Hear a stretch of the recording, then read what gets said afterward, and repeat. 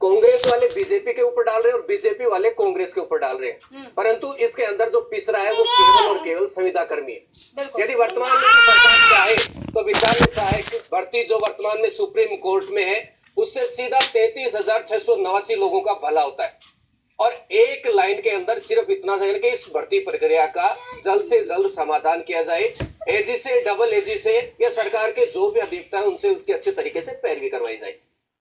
अशोक जी, चाहे बीजेपी हो या फिर कांग्रेस, ऐसा नहीं है किसी एक पर आरोप है, दोनों की कि जब भी सरकारें रही दोनों ही पार्टियां कटघरे में खड़ी हुई है।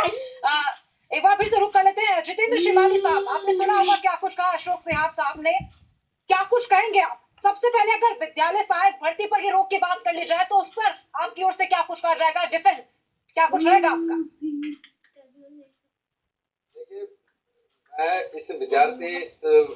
वाली जो भर्ती थी इसके साथ में और बीजेपी सरकार के अंदर और भी 2-3-4 भर्तियां थी जो उस समय जब ये लगातार ये कांग्रेस की तरफ से वहां पर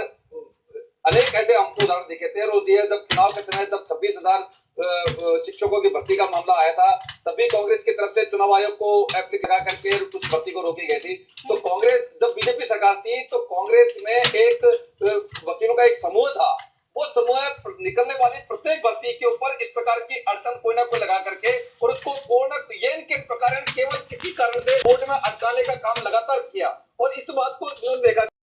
आप कराते हैं तो उसमें उनको वेटेज तो दे देते हो आप, लेकिन फिर भी वो बैकडोर एंट्री मानी जाती है। तो अब ये स्थिति आ गई है और उसकी वजह से संविदा कर्मियों की समस्या का कभी भी मैं मानता हूँ कोई स्थायी समाधान नहीं हो सकता। मुझे लगता है कि कहीं ना कहीं जो देश का बेरोजगार उसको खुद को सोचना पड़ेगा कि हम सरकार के इस चंगुल में ना फंसे और खुद अपने लिए कुछ न कुछ करने की सोचें। यदि हम इस तरह से कुछ करने की सोचेंगे तभी जाकर के इसका समाधान, सरकार के पास इन चीजों का कोई समाधान नहीं है क्योंकि सरकारों के पास वो उतना संसाधन है ही नहीं कि आप जितने संविदा कर्मी भर्ती करते हैं उनको रेगुलराइज कर सके। सरकारें हमेशा जब भी आती हैं, जो भी पॉलिटिकल पार्टीज आती हैं, वो हर घोषणा पत्र में ये वादा करती है। अब आप मुझे बता दीजिए मनरेगा में हजारों की संख्या में संविदा कर्मी लगे हुए हैं, क्या सरकार उनको करने की कोशिश स्थिति में है? जो लोग पहले लगे हुए थे क्या सरकार उनको करने? आप हमेशा वही होगा कि वो परीक्षा की, अब परीक्षा जब होगी तो उसमें जो संविदा कर्मी है वो भी भर्ती होगा, जो नया आ रहा है वो भी भर्ती होगा, वो भी अप्लाई करेगा और जो मेरिट पे होगा उसका हो जाएगा। लेकिन जो संविदा कर्मी है जिसने इतने साल तक काम कर लिया 3,000 रुपए में, 2,000 रुपए में, उसकी आकांक्षा है कि मुझे रेगुलराइज कर दिया जाए, लेकिन सरकार के हाथ में अब वो तरीका नहीं है, कोर्ट ने वो तरीका हटा दिया। तो खुद संविदा कर्मी को भी सोचना पड़ेगा और मुझे लगता है सरकारों को भी सोचना पड़ेगा कि इसका कोई दूसरा तरीका निकाला जाए जो उनको जरूरत है जिस मैन पावर की उसको करने के लिए, उसको हासिल करने के लिए या उन कामों को करने के लिए आउटसोर्सिंग की जाए, दूसरे तरीके से उसको काम को कराया जाए। उस तरीके से आप संविदा कर्मी को रख करके बेरोजगार के साथ छलावा नहीं करना चाहिए, मुझे मैं ये मानता हूँ। बिल्कुल, लेकिन अगर पुरजोर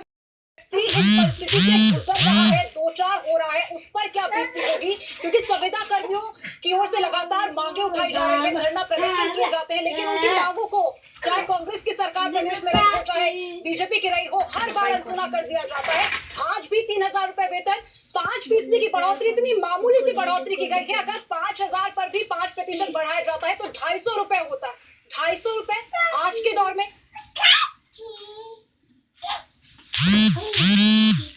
देखिए पूजा, मुझे लगता है कि प्रॉब्लम बेसिकली ये है कि सरकारें अपनी बला टालने के लिए, मतलब जो बेरोजगारी की जो समस्या है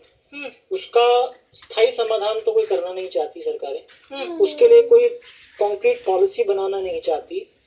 उसकी जगह एक इस तरह की व्यवस्था कर दी है कि उनसे उनका काम भी निकल जाए और वो जो रोजगार देने का एक जो शगुफा है या नारा है वो भी पूरा हो जाए। सरकार का काम सरकारी कर्मचारियों के भरोसे नहीं चल सकता, बहुत सारे ऐसे काम होते हैं कि सरकार को एक्स्ट्रा मैन फोर्स की जरूरत होती है। अब उस काम को करने के लिए सरकार संविदा कर्मियों को भर्ती करती है। संविदा कर्मी जब भर्ती होता है तो वो ये जानता है कि उसके दिमाग में कहीं ना कहीं की लालच होता है, जो हमारी सरकारों ने एक आदत भी डाली है कि आपको हमने ले लिया तो हम आपको आगे रेगुलराइज कर देंगे, तो उस लालच में संविदा कर्मी काम पर आ भी जाता है। अब होता यह है कि सरकारें उसको रेगुलराइज करती नहीं है क्योंकि सुप्रीम कोर्ट ने रोक लगा दी है कि आप